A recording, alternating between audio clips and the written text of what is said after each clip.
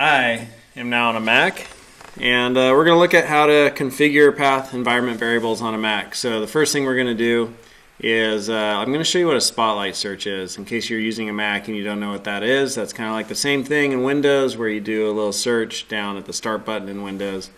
We'll see how to do that in the Mac, and it's called Spotlight. The next thing we'll see is using the terminal in the Mac, launching it, and then doing like CD to go to the user's home, and then listing everything with LSLA. And when we list everything, we'll be able to see hidden files, and some of the hidden files we'll see are bash profile and bash RC, and that's where you can configure user environment variables. So we'll set some path variables in there. And then finally there's Nano, which is a text editor, which is going to allow us from the terminal to edit those files. So that's what we're going to do on the Mac. So the first thing is Spotlight, and you have this Spotlight right here, which is the search, or you can just hold down Command Spacebar on your Mac. And I'm going to type in, the first part, brings it up, launch my terminal. So there's my terminal, and I'm going to exit. I had something going here. I was already looking at things, and just quit it and launch it again to get a fresh terminal. And so here I am at the terminal, and I can print my working directory. If I wasn't already in the user's home, which is users TM002, then I could get there by doing the CD space tilde, right? And then I could do PWD again, and okay, there I am. If I was just to do an ls, list all the files there, and I could hold down Command K to sort of clear out the screen, so I just did that. And if I did an ls to list all the files, it just shows me all of the visible files, right? It doesn't show me any of the hidden files. But if I do an ls space dash LA, that's going to show me everything, including the hidden files. And so hidden files are, any file here with the period. So we have bash profile, that's one of them, and we also have bash RC. If you know what you're doing, you know what you're doing. And you're probably not even watching this video. But if you're just like kind of getting into this, or you're like not so sure, I want you to set your stuff in your bash profile.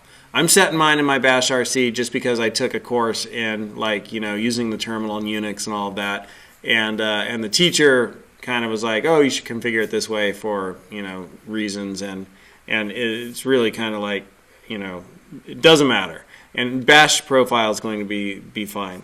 So to do that, from in here where I'm in that directory where the bash profile is listed, type nano. And you can only do this on a Mac, right? So if you're trying this on a PC, it's not going to work. And you can open up your bash profile. However, you're going to open up your bash profile. I am going to open up my bash RC, right? And so when I open up my bash RC, I've got a few other things up here, which if you want to copy them into your settings, you can do that, because this is kind of cool. It gives you the calendar and the date when you open up your terminal. But then the stuff that's important for Go programming is right here. And I have my Go root, I have my Go path, and I have my path. I got 3 variables set there. So the Go root is pointing towards where the Go program, software development kit, whatever you want to call it, is installed.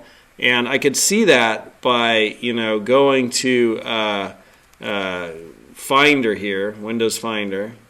Let me launch that. And inside Finder, I could go to Go and go to folder. So when I go to folder, I could type in user /usr/local, and that kind of takes me to a more systems area of the computer and of the Mac. And here in user local, I have Go right there, right? And so that's where Go is installed. And so your Go root needs to be pointing to wherever you have the Go program installed. And this is the default installation location when you're installing on a Mac. So that's what your Go root needs to point to, unless you changed it to something else. The next thing you need is Go path. And Go path needs to point to your workspace. So my workspace is located in Documents. And right here, I called mine Go. If I was to do this all over again, I'd call it Go Workspace. Because I tell everybody else to call it Go Workspace, but I'd called mine Go. And that can be confusing because the Go SDK is actually called Go. And so you want to call it, the Go workspace if you haven't named it already. And so here I have a Go path pointing to my Go workspace, and so that's the path to that. It's in Documents and at Go. And you might be wondering, what is home, right? Home is like is my root, right? Like that's my user's account, my user's home account. So if I was to launch another tab, and I was just to do CD,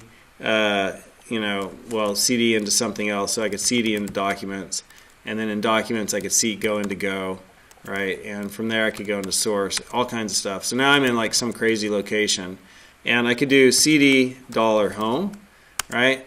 And then that just took me back to users TM02.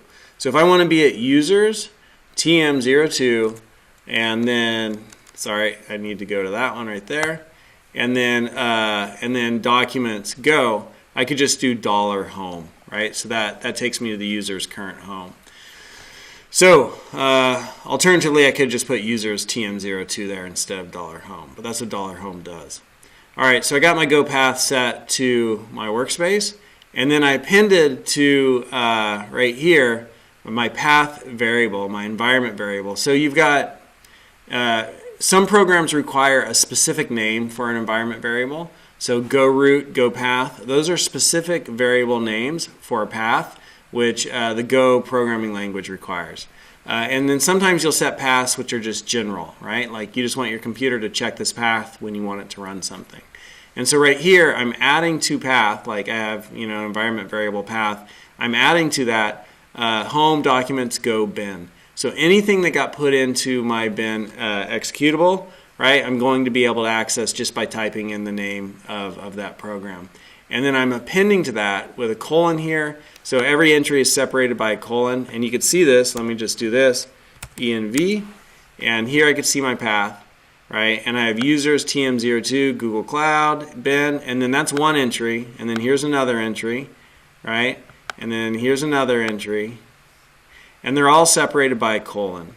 So if I wanted to add another entry, I could say, okay, my path is now equal to this thing right here, an entry, and then colon, and then whatever path was equal to before, like all of the other paths that were in there before. So it's basically prepending, right?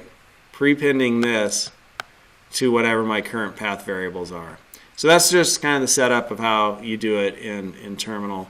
And the reason I think it's a good idea to add the bin in your workspace is because if we look at my workspace, let's see if I have any executables in there. I probably don't.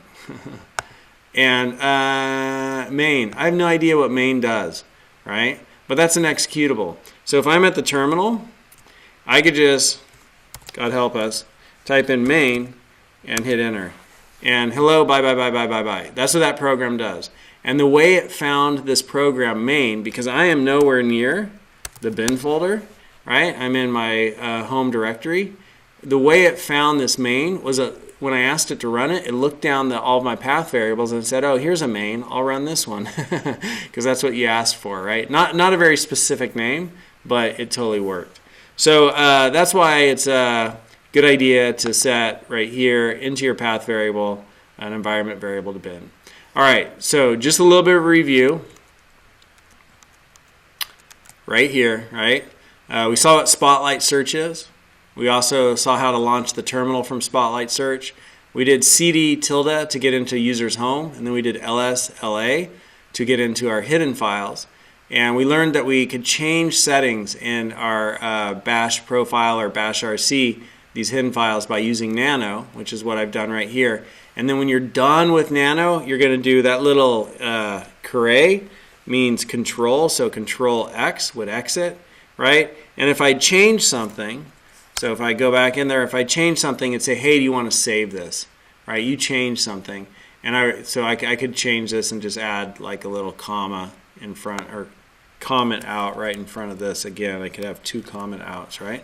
So now I changed it, and it's like, do you want to modify this? And I'd press Y if I want to save it. I don't want to save it, so I'm going to hit N, right? But then that will save it to that. And then to see your changes, you got to restart terminal. So close terminal, and then restart terminal, and go E and V, and you'll see your environment variables for go. So there's my go path, and there is my go route right there. And to see your environment variables for your path variables, you type in E and V. And then I can see my path. There is the path set to my bin. So those are the environment variables you want to set on the Mac to do Go programming and to do it well.